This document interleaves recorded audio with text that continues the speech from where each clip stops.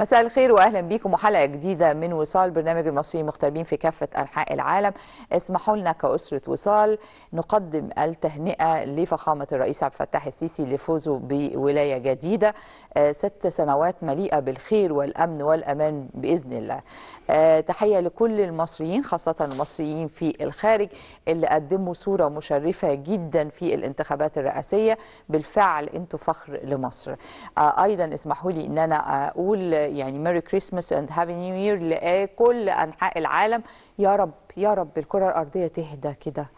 الاسبوع ده شكله كده اسبوع هيبقى العنوان الرئيسي الهدنه.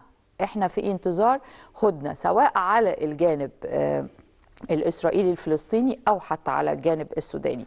فبإذن الله يعني دخول 2024 يبقى هادئ يعني ومطمئن في كثير من الأحيان. اسمحوا لنا النهاردة إن احنا نرحب بضيف لأول مرة معانا في وصال، وهو فارس من فرسان الهندسة المدنية، له باع طويل جدا في الكويت، وهو المهندس تحسين عبد الحميد شعير، خريج هندسة مدنية جامعة القاهرة عام 76، يعمل في الكويت منذ 79 حتى الآن. عمل في وزارة الأشغال العامة بالكويت إلى سنة 85. أسس مكتب استشاري مع أكبر مكاتب الإنجليزية، وأيضا أسس مكتب إدارة مشاريع مع عدة مكاتب عالمية. عمل على تصميم وتنفيذ وتأسيس 30 مشروع حكومي في الكويت. يعني سيرة ذاتية لو قريتها هناخد الحلقة كلها. أهلا بحضرتك معانا لأول مرة في وصال. أهلا وسهلا يا فندم. اسمح لنا ناخد نشرة وصال ونبتدي حوارنا مع حضرتك. أنا بس قبل ما أنا طبعا بعز الكويت في الأمير السابق أمير نواف. طبعا الشيخ نواف طبعا ده كان راجل عظيم جدا، وبهنئ الرئيس السيسي بالولاية الجديدة بتاعته، وبتمنى طبعا الخير لمصر وللشعب الكويتي مع بعض ان شاء الله. ونهني كمان الشيخ مشعل ونتمنى له يعني باذن الله في مسيرته كمان المزيد من الازدهار للكويت. نشوف نشره اخبار وصال ونرجع نبتدي حوار.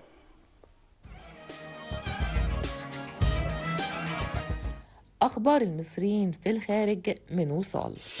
المصريون في الخارج يتقدمون بالتهنئة لفخامة الرئيس عبد الفتاح السيسي لفوزه بالانتخابات لفترة ثالثة، وأكدوا أنهم مع جميع قرارات الرئيس لصالح الوطن. السفارة المصرية في الأرجنتين تنظم فعالية ثقافية وسياحية للتعريف بمسار العائلة المقدسة في مصر.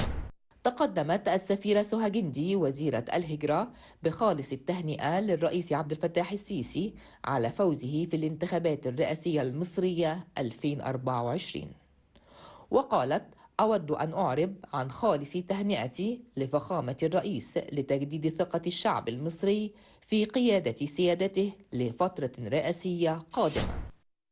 أكد الدكتور شريف فاروق رئيس هيئة البريد أن خدمة التحويلات النقدية للمصريين في الخارج عبر البريد وبالتعاون مع البنك المركزي المصري والبنوك الوطنية تلبي طلبات شريحة المواطنين التي ترغب في إرسال التحويلات بطريقة آمنة لأسرهم.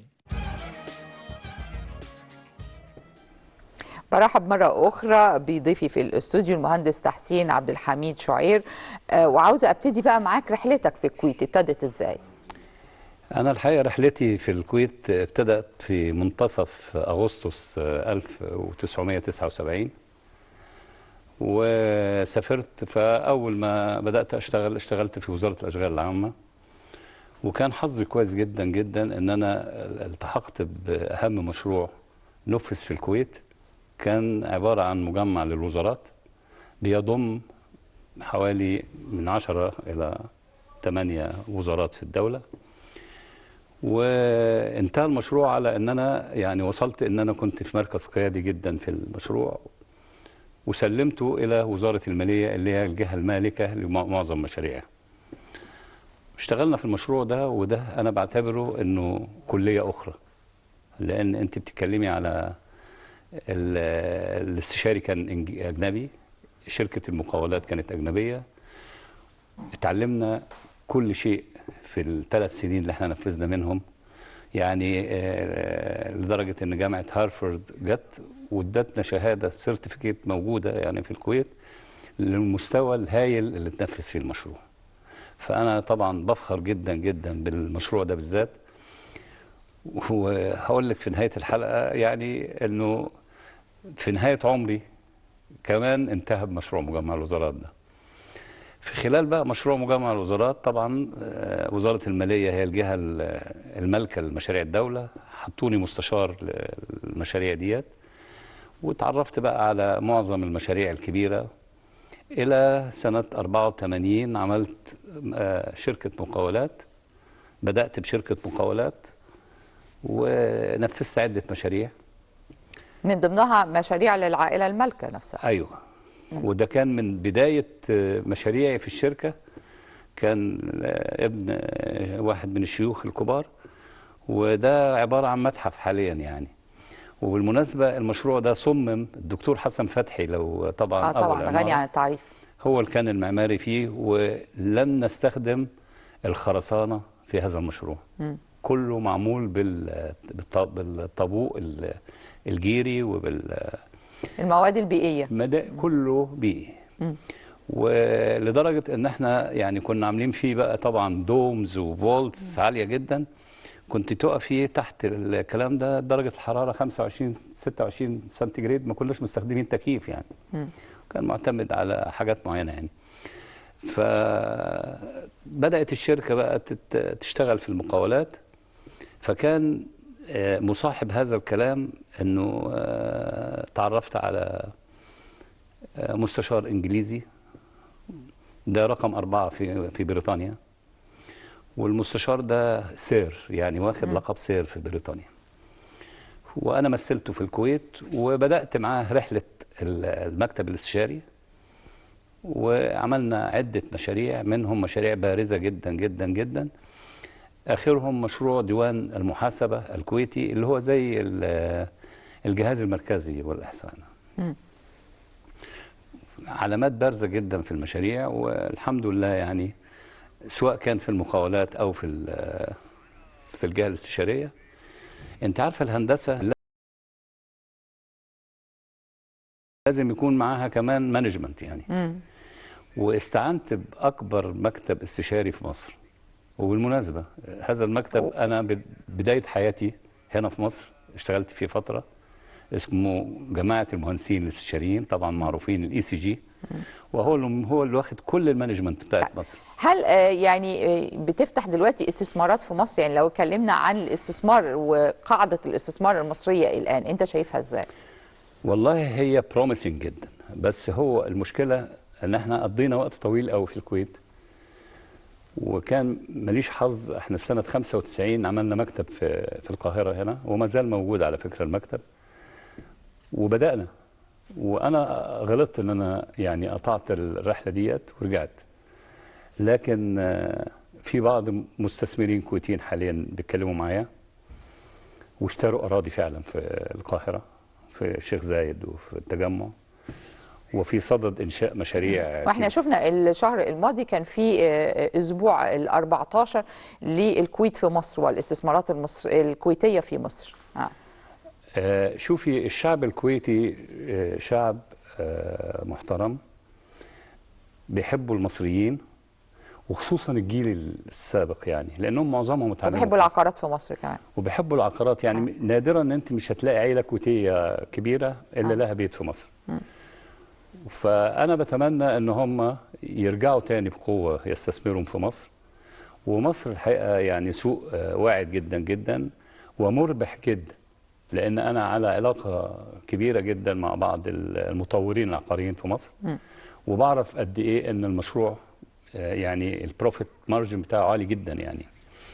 وأتمنى أن إخواتنا الكويتيين يرجعوا يستثمروا في مصر استثمار يليق بيهم يعني.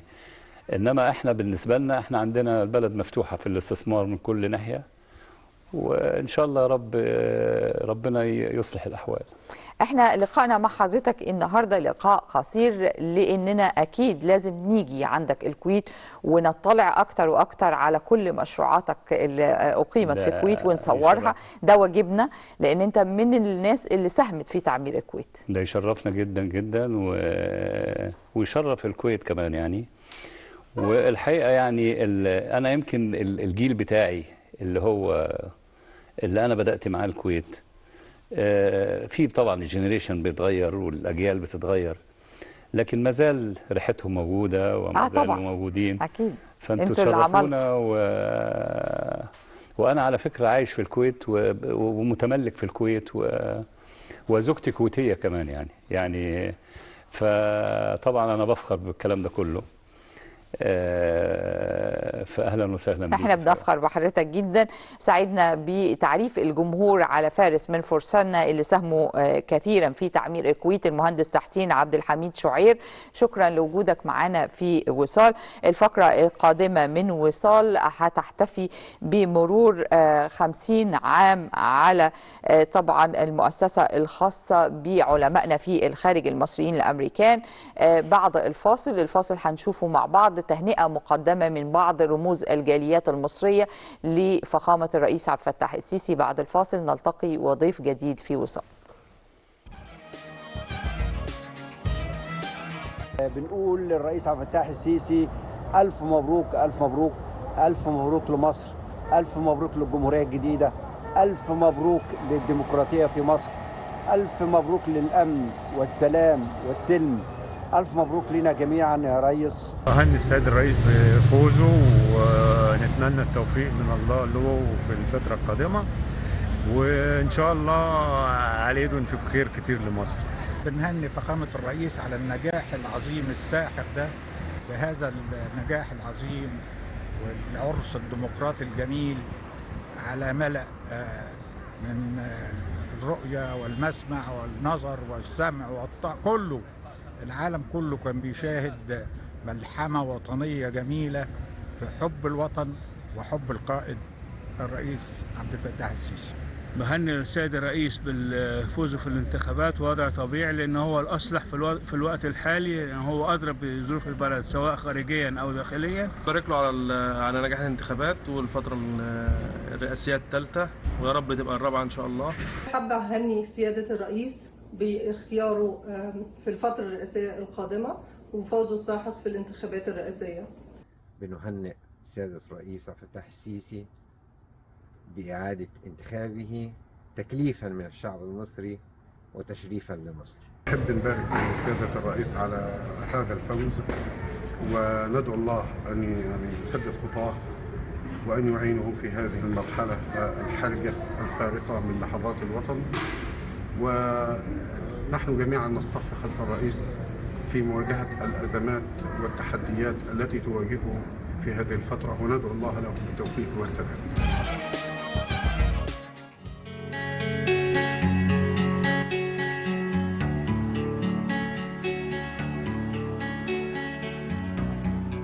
من لندن، من قلب العاصمة البريطانية، بنجوب شوارع لندن بحثا عن قصص نجاح المصريين بالخارج.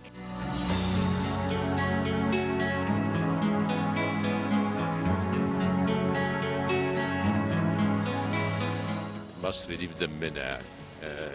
وزي فاكر بابا شنودة الله يرحمه لما قال مصر بلد يعيش فيه، مش احنا بنعيش فيه. أيوة. يعيش فينا في الداخل يعني.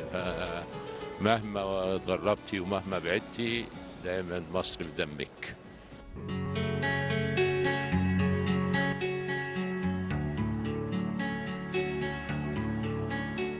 حاجات بتساهم في الألفة والمحبة بين أبناء الجالية، حاجات بنتعامل فيها مع مصر زي مشروع هدوم العيد اللي بنعمله كل رمضان ونعمله في الكريسماس. مهما كانت المسميات احنا إن شاء الله بنقوم بيها كل سنة.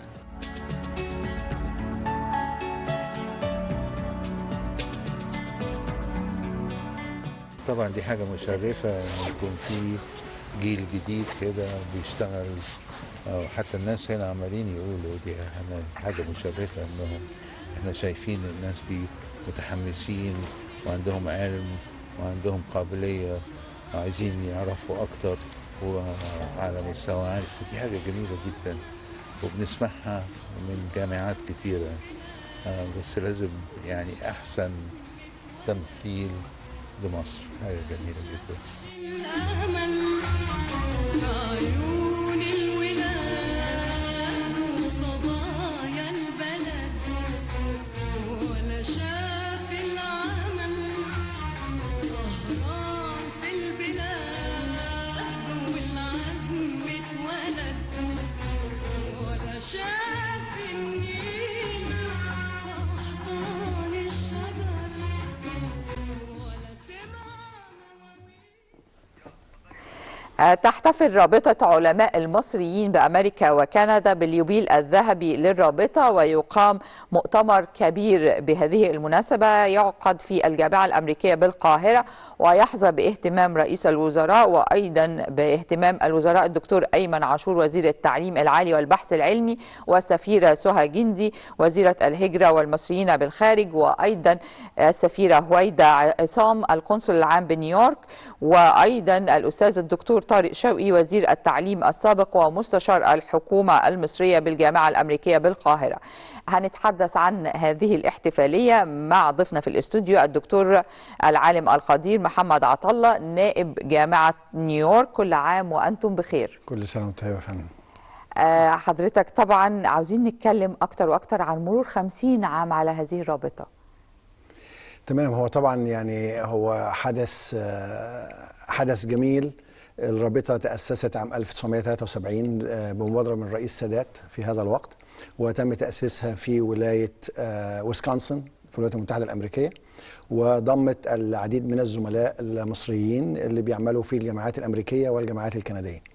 ومنذ هذا التاريخ بتعقد الرابطة مؤتمر سنوي، وإن كان بين المؤتمرات بيكون في تعاون وبيكون في تواصل مع علماء الداخل ومع الهيئات البحثية في مصر.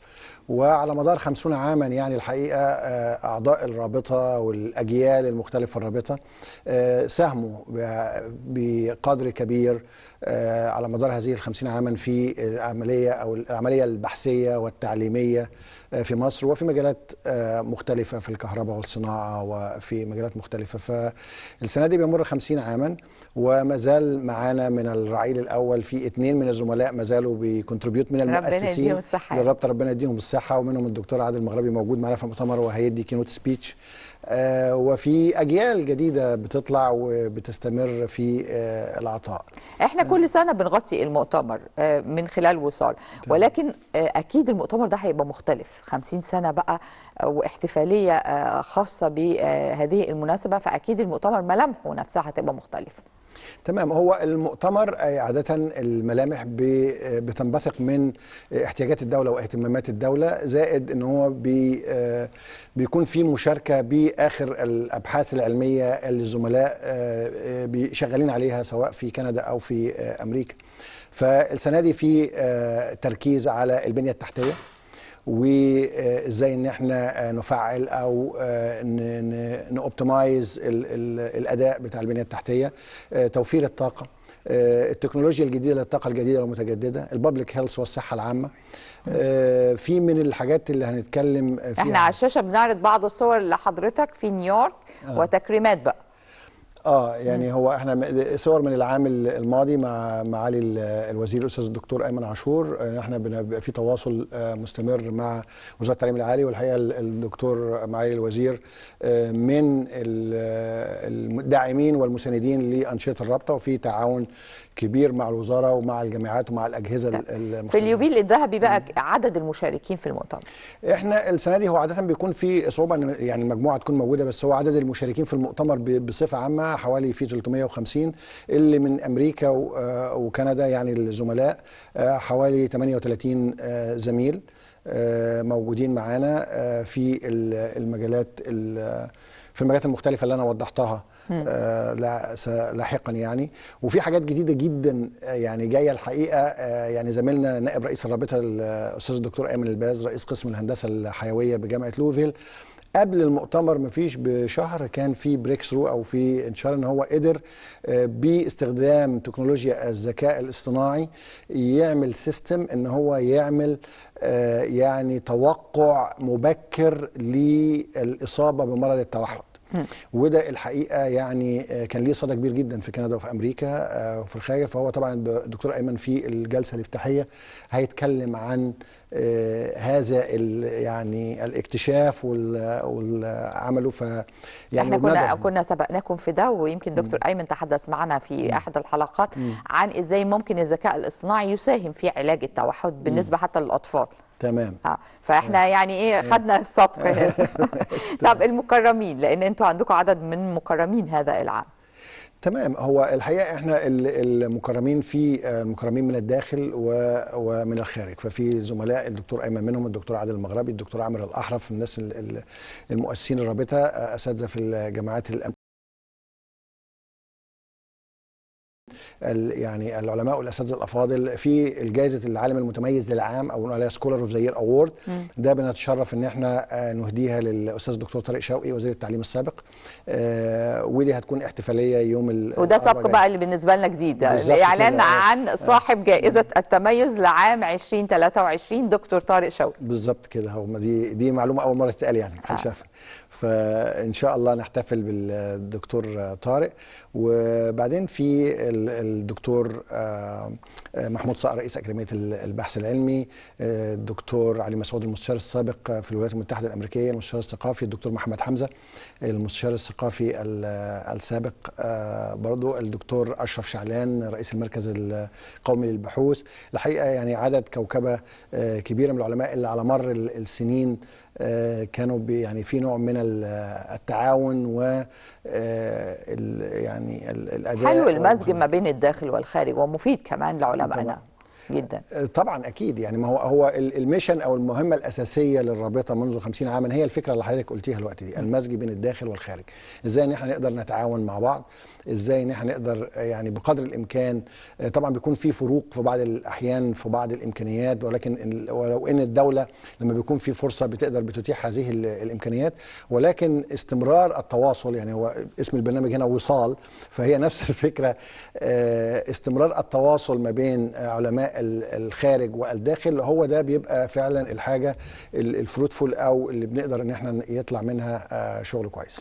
التنوع كمان في عقد يعني المؤتمر في اماكن مختلفه او في جامعات مختلفه.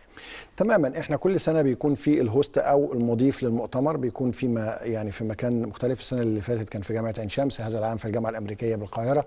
اول مره نعقده في الجامعه الامريكيه بالقاهره. قبل كده كنا في الجامعه الكنديه في العاصمه الاداريه، جامعه بنها، المركز القومي للبحوث عقدنا فيه اكثر من مره. في سنه من السنوات كنا في جامعه الزقازيق. يعني فبنقدر ان احنا بنتحرك. ده بيدي فرصه ان احنا نقدر نتواصل مع عدد اكبر من الزملاء. هم لو مش قادرين يجوا للقاهره المؤتمر احنا بنروح لهم. زائد ان هو بجانب المؤتمر بيكون في زيارات. يعني احنا ما بنكتفيش بان مكان المؤتمر في الجامعه الامريكيه. السنه دي مثلا احنا منظمين زياره لجامعه العالمين هناك مع الدكتور عصام الكردي رئيس الجامعه، وهو كان مستشار سابق ثقافي في كندا، وهو من المكرمين برضو السنه دي ان شاء الله. يعني فبنقدر ان احنا نزور الجامعات بره القاهره. ان احنا بيكون في السنه دي العالمين بس جامعه السنه دي جامعه العالمين. مظبوط كده.